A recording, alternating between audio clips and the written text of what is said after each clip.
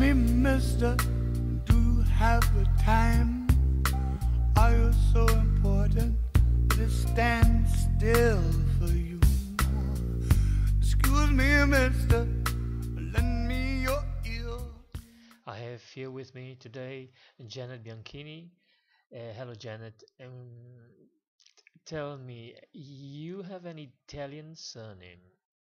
Are you Italian? Tell us about your roots. Right. My parents are both Italian.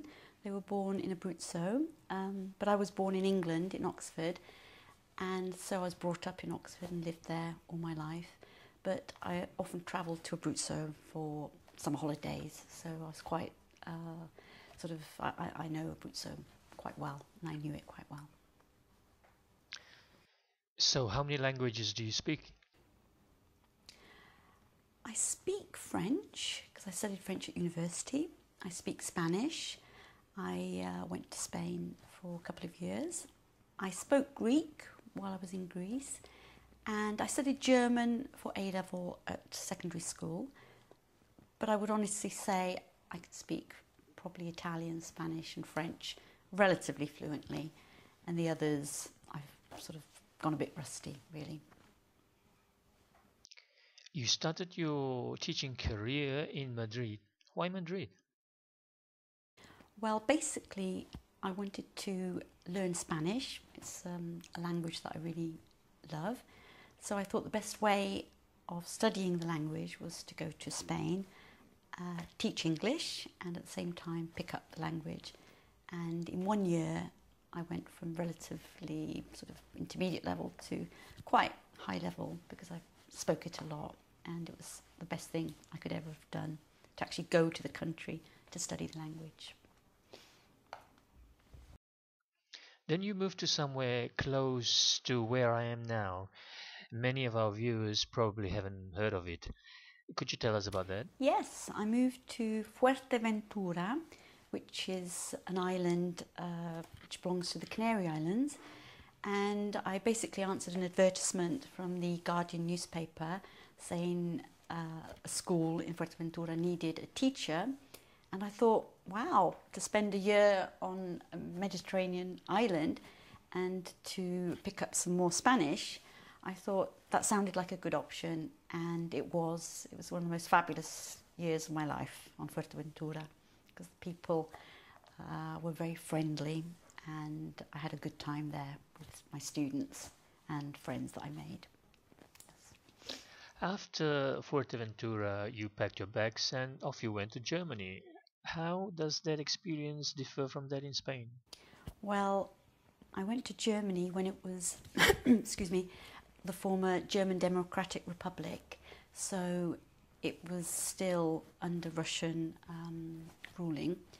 So basically it was a very different experience because I wasn't really free to do so many things.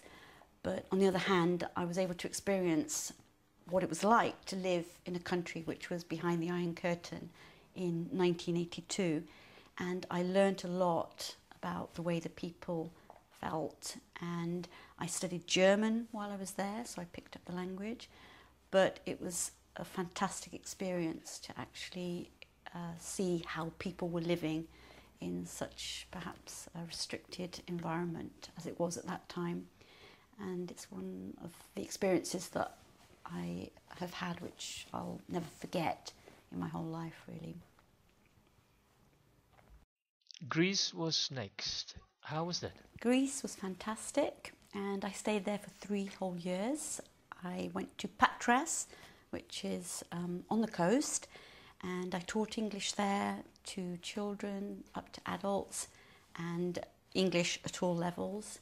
And that was an amazing experience as well, because learning the Greek language from beginner level was a very good experience, and I enjoyed that because I really like learning languages. And it was a challenge because the alphabet for a start was totally different for me. But the Greek people were amazing, and the food was fantastic. So I enjoyed it so much I stayed for 3 whole years, and that was good. That's very good. And then you tired of packing suitcases and settled down in Oxford, did you not? Yes, I did. That was in 1987. I returned to Oxford after about 7 or 8 years of travelling and living in different countries. And that was when I went to work at the Lake School of English in Oxford. And I stayed there for 20 years, consecutive years, and had the most amazing teaching experiences at the school because it's very high level and students from all over the world.